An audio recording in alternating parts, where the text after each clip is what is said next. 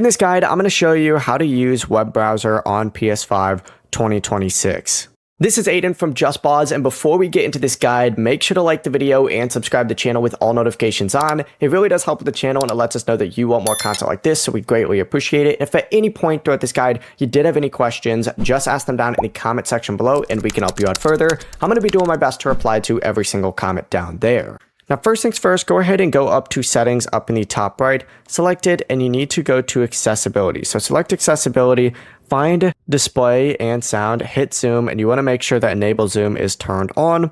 This is just going to make it look better later. It's not required, but I recommend it. Then go back to the main settings page, select users and accounts, and you need to go to linked services right here and find YouTube on here. Select it. If your YouTube account is already connected, unlink it and then select link account. It's going to redirect you to a page that looks like this.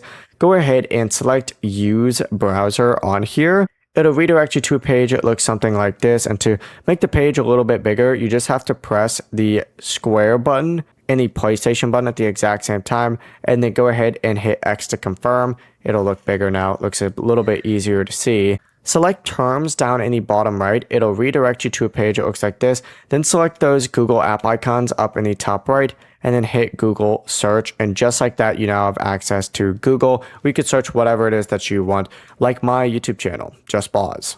Before you do leave, make sure to like the video and subscribe to the channel with all notifications on. It really does help with the channel and it lets us know that you want more content like this. We'd greatly appreciate it. And if at any point throughout this guide you did have any questions, just ask them down in the comment section below and we can help you out further. I'm going to be doing my best to reply to every single comment down there. Peace.